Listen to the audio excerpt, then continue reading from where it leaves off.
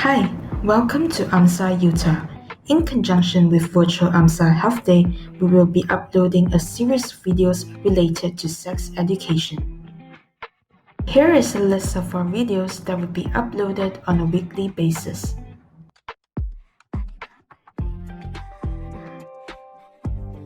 Each video comes with a quiz and you can get 10 ringgit Grab voucher as a reward of completing the quiz. Please act fast because we're only giving out 50 vouchers per quiz. Do remember to subscribe to our channel and turn on the notifications so you won't miss out on any of our videos and quizzes. Before we proceed to the video, we would like to express our utmost gratitude to Public Bank for sponsoring this video.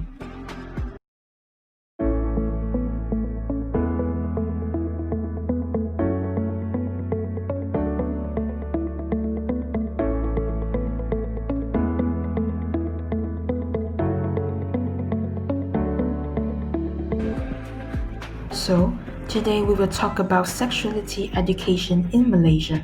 First of all, what is sex education? Sex education is defined as teaching and learning process about topics related to sex and human sexuality, which includes intimate relationships, human sexual anatomy, sexual reproduction, reproductive health, safe sex, birth control, and sexual abstinence. During this 21st century, several enormous developments and revolutions have been achieved in various fields such as medicine and technology in Malaysia. People are supposed to be more open-minded and highly adaptive to the changes and environment nowadays. However, most of us still feel shy and embarrassed when it comes to talking about sex openly with others. We tend to shirk the responsibilities of providing proper sex education to children and youngsters. Parents always think that it should be done by teachers in school, whereas the school will pass this obligation to the healthcare professionals due to its effects on the traditional teacher and student relationship. It is also hard to get a unified way of implementing sexuality education in our country due to the beliefs and customs of various races and religions. Importance of implementation of sexuality education. Sexuality education allows people to learn how to communicate and negotiate with their partners when dealing with relationship problems. Good qualities such as respect, loyalty, equality, empathy, and responsibility are cultivated within an intimate relationship, which helps the relationship to last longer. Besides, the implementation of sexuality education also raises public awareness of the phenomena related to the lack of sexuality education. People are well informed with all the channels or authorities where they can report on the sexual exploitation and harassment they confront in daily life, which can greatly eradicate the perception of sexual education as a catalyst for sexual intercourse. Moreover, sexuality education also encourages the delay of sexual intercourse as well as promotes protective sexual activity. Therefore, it reduces the rate of teen pregnancy and the risk of getting sexually transmitted diseases.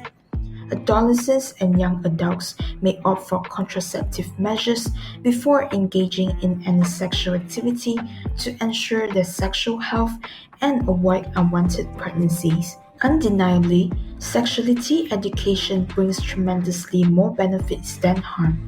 Hence, we should adopt a positive perception of it and be responsible for advocating for sexuality education among youngsters. By doing so, young people can gain adequate sexual information and knowledge to protect themselves and develop a healthy sexual life in the future. Now, let us move on to the weakness of sexuality education in Malaysia. One of the most prominent weaknesses of sexuality education in Malaysia is the method of integrating and delivering the basic sexuality knowledge in the curricular syllabus. Also, some teachers who have been assigned to deliver sexuality knowledge in school are less experienced in conducting such education, and they may feel embarrassed when introducing and explaining the reproductive system and birth control methods to their students. As a result, this leads to inefficient delivery of sexual information and knowledge. Moreover, the misconceptions about the implementation of sexuality education also contribute to the barriers in sexuality education in Malaysia. Sex has always been a taboo subject in Malaysia, especially for the conservative society who tend to avoid discussing it. There is a lack of consensus on the delivery of sex education.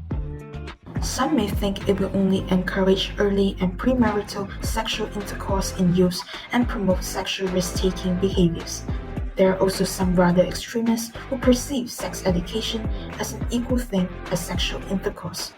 Hence, these barriers further hinder the decision of the Ministry of Education in Malaysia to integrate such topics in schools. Now, let us shift our attention to the impacts of lack of sexuality education. Poor sexuality education eventually may deteriorate public sexual health. Some may develop negative views on sex, while some may engage in risk-taking sexual behaviors and become irresponsible for their sexual health due to the lack of guidance and knowledge on taking care of their sexual health. Besides, the risk of developing sexually transmitted diseases, STDs, such as AIDS and syphilis, may increase as well owing to the engagement of unprotected and indiscriminate sexual activity. The rate of pregnancies and abortion mortality among teenagers escalates gradually as a consequence of their curiosity towards sexual intercourse and ignorance in sexuality knowledge. These adolescents' parents are usually unaware of the consequences of having unprotected sex. In addition, the lack of approach of sexuality education to children and young people causes them to become more vulnerable to harmful sexual activity, sexual harassment, and sexual exploitation. They might not know how to handle it when encountering this situation and tend to keep the problems without informing and asking help from their parents or any trustworthy organization. To improve sexuality education in Malaysia, everyone plays an extremely significant role. It has never been the job of a particular authority or organization. It has always been our obligation to seek improvement for the quality of sexuality education. First of all, our government should prepare adequate training for teachers on how to conduct sexuality education in school. The Ministry of Education can send inspectors to monitor and evaluate the effectiveness of the implementation of sexuality education in schools. Some campaigns and talks can be organized to enhance the public understanding of the importance of sexuality education, thus reducing their misconception. Furthermore, school teachers should provide an appropriate level of sexuality education which meets the development and understanding of students of different ages. Teachers should overcome the feeling of embarrassment in the teaching and learning process and adapt positive attitudes toward it. They must also correct the misunderstanding regarding sex that their students have in common. Good moral values should also be cultivated among the students to teach them on acting and deciding modestly. Additionally, parents also play a prominent role in introducing sexuality education to their children since young so that the children are aware of the differences between the two genders. Parents should also be patient in clearing their children's doubts regarding sex when they are growing up by providing the most appropriate answers and guidance. During puberty, parents should always be aware of the physical and mental development of children and be willing to help or guide the children in sexual and relationship problems. Moreover, the community should be more open-minded about the implementation of sexuality education. The community should view this form of education as a prevention measure rather than the root of the problem.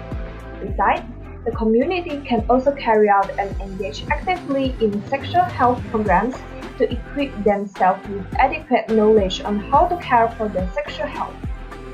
Other than preventive measures, some organizations can be formed to provide shelter and protection to those who suffer from sexual abuse or disfigurement due to teen pregnancies.